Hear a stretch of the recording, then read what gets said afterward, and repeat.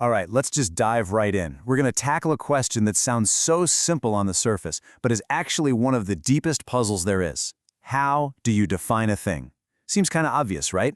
But what we're about to find out is that the answer completely changes based on how you decide to look at the world. So let's start with something simple, a dollar bill. What is it? I mean, on one hand, it's just a piece of paper with some fancy ink on it. But we all feel like it's more than that, right? Well, this one little question is actually our key to unlocking a huge philosophical and scientific problem. You see, to really get to the bottom of what a dollar bill is, you first have to pick which lens you're going to look through. And today, we're looking at two of them. Two totally different, almost opposite ways of understanding what makes something, well, something.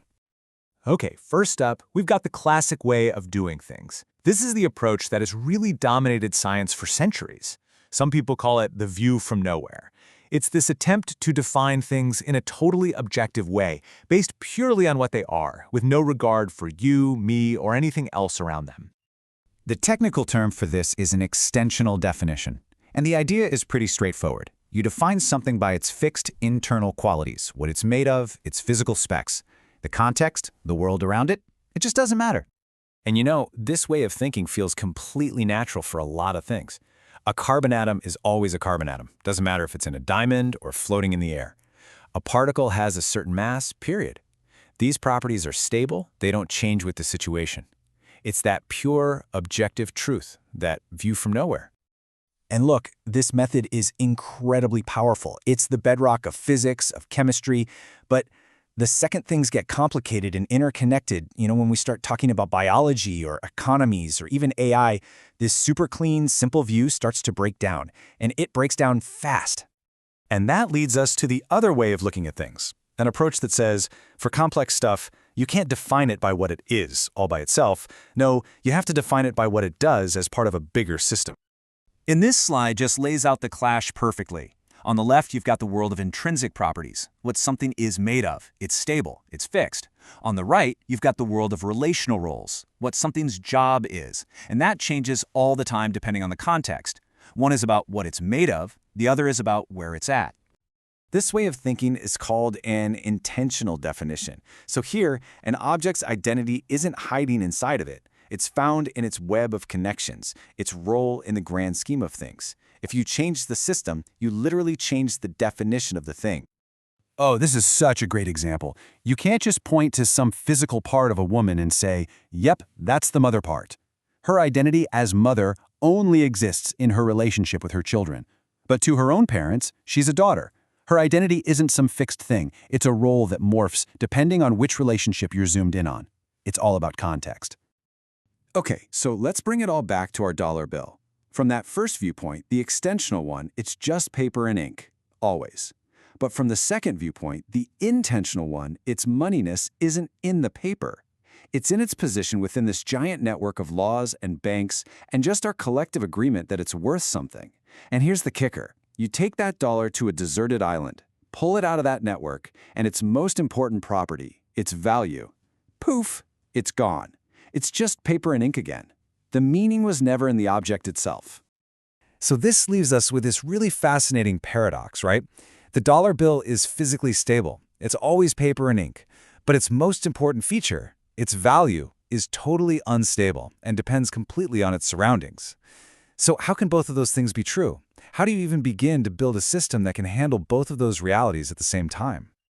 Well, this is where a pretty radical new concept comes into play, one that tries to stitch these two worlds together.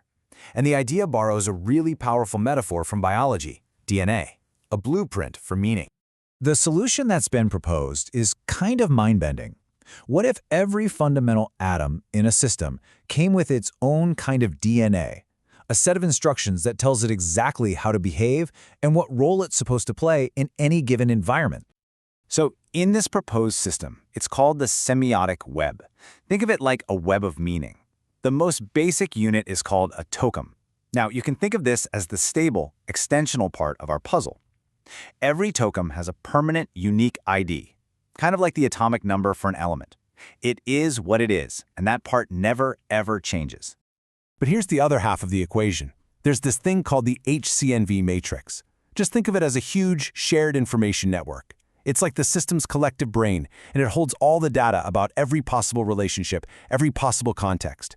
This is the dynamic, intentional part of the solution. And this is the perfect way to picture how they work together. The tokuminum is the physical thing itself, like a cell in your body. The HCNV matrix, well, that's the DNA inside the cell. The cell itself is stable, right? But the DNA it's carrying contains the complete instruction manual for every single job that cell could ever possibly do in the body. So, how does this all come together to actually solve our problem? How do these two pieces, the stable little tokum and the dynamic matrix, really work together to fix this definition dilemma? It's a real breakthrough because it combines both worlds so elegantly. Every tokum has its own permanent, physical identity. That's our extensional truth. But at any moment, it can basically phone home to the HCNV matrix and ask, okay, where am I and what's my job right now? And that's the intentional truth. So you get both, a fixed identity with a totally dynamic, context-aware brain. And this really brings us to the core insight of this whole idea.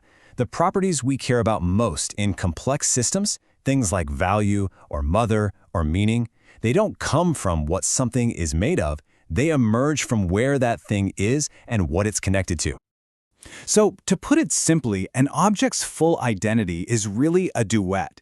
It's a dance between what it's made of and what it's plugged into. A dollar bill is defined by both the paper it's printed on and the global financial system it's a part of. You just can't understand it fully without looking at both sides of the coin. And all of this leaves us with one last massive question to think about. If meaning and identity are really created by the context something is in, then who or what gets to build the context of our future? Who's designing the networks that are going to define what everything means tomorrow?